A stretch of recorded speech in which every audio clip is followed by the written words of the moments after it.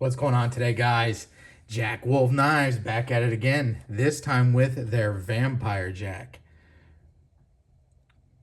Gorgeous knife. I'm going to give you a little bit of the history. I want to show some comparisons. I want to tell you how it fits in the hand. And overall, give my thoughts on it. I've been carrying it and using it for about 2 weeks or so. Spoiler alert, it's awesome. Very thinly ground, hollow grind blade on that M390. Integral bolsters on the frame here, titanium frame. Here's the back spring. You may wonder why the center swells here. That is typical of the Coffin Jack pattern. It's very comfortable in the hand. And it serves a purpose. There's a pin right here to tuck this blade, this gorgeous blade, into this blade well here. That pin has to be up and out of the way so that much of the blade can tuck up into there and still hide the tip and bury it down where it's nice and safe. So it does serve a purpose, but I also just think it looks crazy cool. And you might think that it's a hot spot or something, but it's not. It just falls right into your hand however you want to use it. You might want to extend, maybe you're going to cut a whatever. You need a little bit more extension on it. It just falls right in your hand. I mostly use it like this, or I'm using it to pull cut through something. And in that case, that ridge just locks right in. And then where you might think that would be a pressure point, it doesn't really. You know what I mean? When you're cutting something, the rear end kicks up, pushes into the palm of your hand. Not an issue. Same when you're cutting down on something. It pushes it down into your hand. So that top portion is not a hot spot at all. Gives it a lot of symmetry. I love how you could trace a center line and it would go right up to the tip, almost like a spear point. But it's a very practical, very sharp, very slicey hollow ground blade on this M390. I love the history. This pattern, the Coffin Jack pattern, was an old Sheffield design from the 1800s, one of the first slip joint designs. So that's pretty cool. Usually they had this squared off coffin-like, shape in the rear. Sometimes they're a little bit wider here, and then they go down to a little bit of a taper here, which this actually does. If you were to measure this and then measure that you can almost see it here. The rear is a little fatter. They have this center swell here. Again, they have the pin that's there, and then why not match down the other side to give it that symmetrical look. And then the one of the things that Jack Wolf Knives did to really bring this into the modern time is they also coffinized the front bolster there. If you look at some of the old designs, Case and Tony Bowes did a collaboration with a Coffin Jack, and I believe even theirs had a rounded off bolster up front, and the only coffin part is that rear bolster. But I think it really ties the knife together. I particularly like how this is like straight and then it matches the straight plunge line, well, pretty much straight there. And then you have the groove fluting. I like the scale cover here. They've got a bunch of beautiful cover options. Probably the blood red fat carbon being one of the cooler ones. But you can't go wrong with any of them. I really like this version as well with the black micarta here. Just a gorgeous knife. Feels great in the hand with a blade shape that is just awesome. So let's go ahead and give you some comparisons. We could do the thinness testing here, or you could just believe me, it's 10,000ths, just like his other knives, just like Jack Wolf Knives. Here it is next to the Benny's clip. You're gonna find out that that is just a little bit larger, but not by much. And then here it is next to the K9. Let's go ahead and put these up here. I should probably figure out how to get a little bit more of a top down so we can see size comparisons a little better. But while we're here, I want to tell you one of the reasons I really like the size of these knives for everyday carry, just in my situation. If you guys have been following my channel any amount of time, you know that I really tend to go more towards my everyday work stuff that I'm carrying for work. Usually around, this is like a small XM18, this is a small Sebenza. So you can see it's right in the pocket for me for EDC. Now don't get me wrong, I love, let me break it out, I got it underneath here. I love my larger knives, you know, but for everyday carry, for not pulling your slacks down, for opening boxes in front of people and stuff like that, and, you know, I just prefer the smaller size. And you can see next to a small Sebenza, you can even see the cutting edge.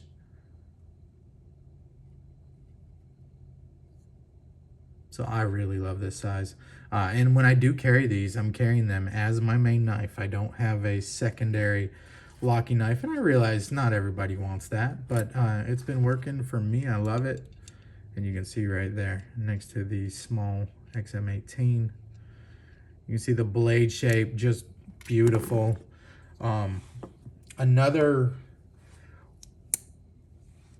good comparison, I would think, because you see the same thing here with the swelled back on the spine on this 92 Talon by GEC. Gorgeous knife. I was wondering when I was pulling out some knives for this size comparison stuff, if I have more traditional knives or if I have more modern knives. I actually might have more traditional knives. Here it is next to a beautiful crown lifter. This is a GEC 15.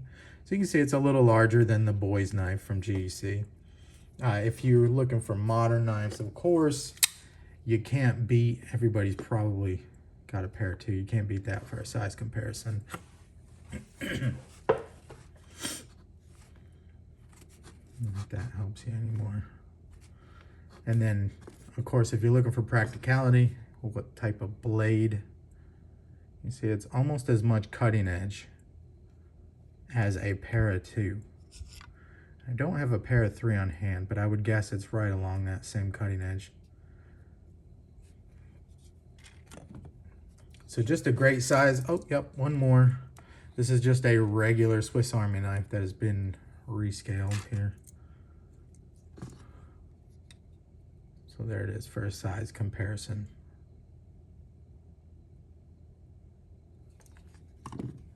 Great size. I really like what they're doing at Jack Wolf Knives. Let's get a look at the packaging real quick.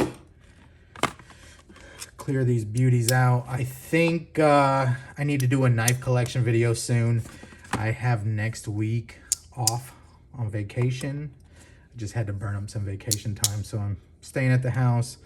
Wife has to go to work, and I kind of gonna have the house alone, so I might break out some knives and do a knife collection video or something. Let me know in the comments if that's something that you'd like to see. I'd kind of like to see what I have. I have my knife collection kind of spread over a couple different areas of the house, so it'd be kind of funny. I'd like to show you guys all my traditional knives. Lately, I've just been digging traditional knives. Here is your packaging for this. A beautiful artwork here, Vampire Jack. This knife couldn't be any more perfectly timed for me. My second son was born on Halloween, so it's just all fitting. I love fall. I think everybody does. The leaves changing, the weather's getting a little chilly at night, but kind of still warm during the day, and it's just a beautiful time of the year. Here's your pog with that artwork. I really like this artwork. I mean, this, they have the art, yeah, right there. And I believe that that is a famous artist. So when you're like looking and saying, well, this is like comic book quality illustration, I mean, I believe that's what you're actually looking at, is high quality artistry here. So you get a blue cloth in this one. Probably don't need to unroll it, but you got your microfiber. Nice reusable. This is not a throwaway microfiber. Think Chris Reeve microfiber. Kind of what you're getting there. And inside here, of course, you're going to have your sticker. I might have to put these on my Yeti water bottle.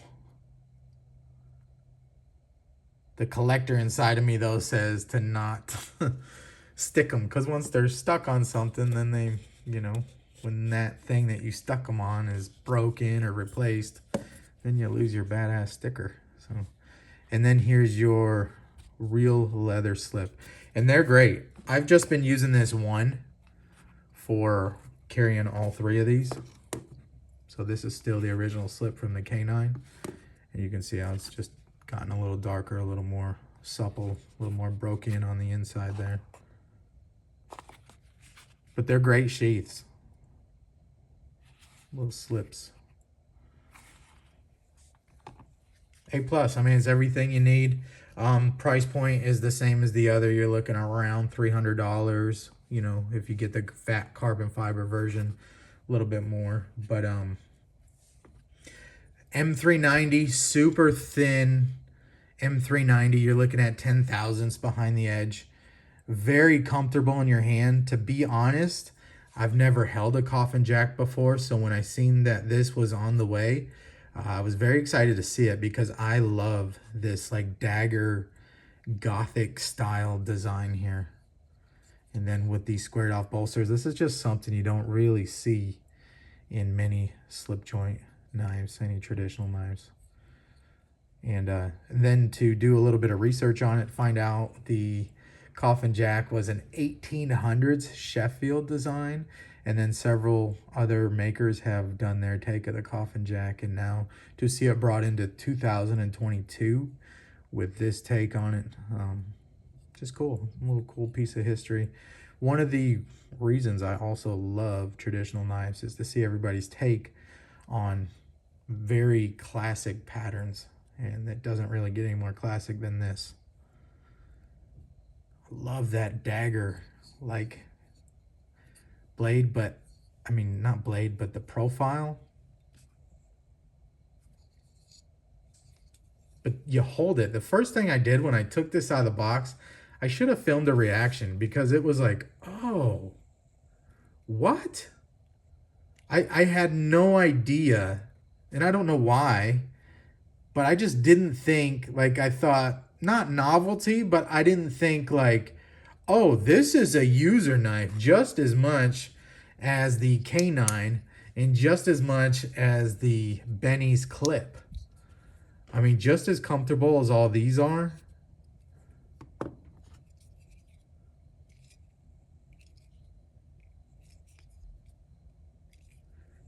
This is right up there with them, with a blade shape that honestly, for my everyday tasks, works a little bit more efficiently. What I mean by that is I cut open a lot of boxes, so I'm cutting a lot of tape on stuff, and you can see when this tip is brought down and there's not quite as much belly here, the tip to cut through a box, to cut shrink wrap off a pallet, something like that, it kind of digs in a little quicker, just like a Warncliffe, you know. You barely got to bend for something like this. And again, just pluses and minuses. I'm just telling you my everyday uses. Like, I just prefer the Insingo blade for everyday use over maybe the traditional. Let's see, I got it in here too. This is not the same, but over something that has a little more belly. Although in other tasks, I mean, it's a plus and minus. You get what you know, there's pluses and minuses to each blade shape. But if I was going to cut tape, Obviously, I don't have to bend my wrist that much to get it through here. You do it something with a bigger belly, now you're up here. But if you was skinning game or something like that, or cutting meat, cutting chicken breast down or something, whatever you're doing, sometimes you want this big belly on the blade.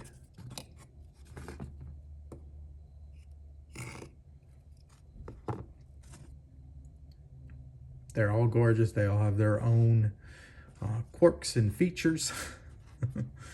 Watching too much Doug DeMuro.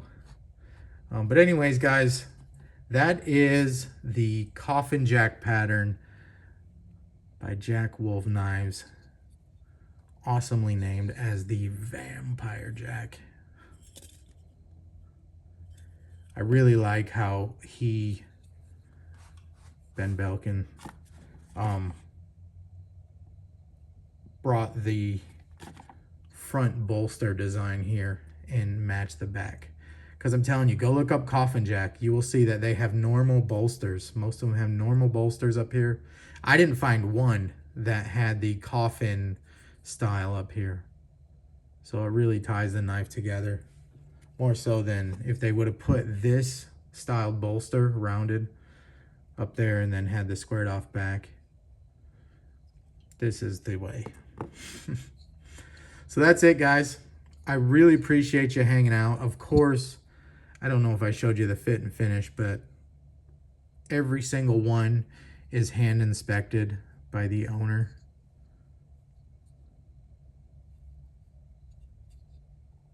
There's no blade play. Beautiful walk and talk centered blades. They are a premium slip joint, very pinchable. I like the way the hollow grind comes up here and creates a pinchable ridge. And then look at this wedge. It's my understanding that these are hand ground blades and hand done swedges.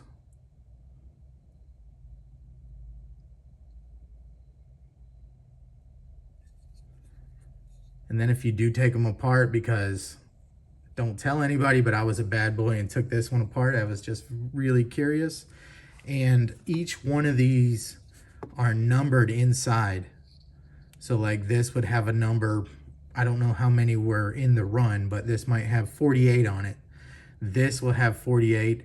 The frames themselves will have 48 on them. And that is because once you start finishing these knives, to get this fit and finish, you can't just like take a bunch of parts out of a bin, put them together, and it creates this. These are hand finished, taken back apart, and then blasted, and then, you know, they're just done with a lot of handwork, just like most traditional knives.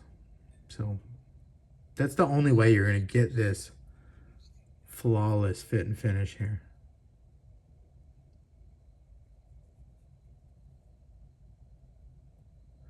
Beautiful work. I really appreciate them sending this one along.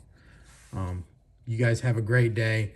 Let me know if you made it to the end of the video. Let me know if you want to see a traditional knife collection, because I would love to do that. Get all my traditionals out, show you some patina, and actually just kind of take inventory for myself, because I honestly don't really know what I have. When I was digging through my stuff, I had seen this. I was like, oh shoot, I hadn't carried that in a long time. Again, and one thing I loved about this knife is in the reverse grip, the way it fell into my hands here.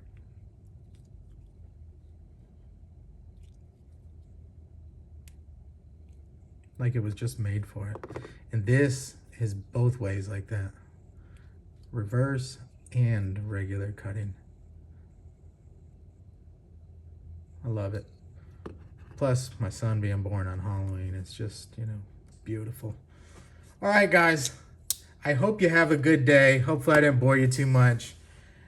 I'm just very passionate right now, especially for some reason, over traditional knives, and love sharing the little bit of history that I know about them and doing the comparisons and stuff. So hopefully it shows through. I know I could be a little long-winded on the videos, but that's it. Love sharing the passion. All right, guys, I'm out of here. See ya.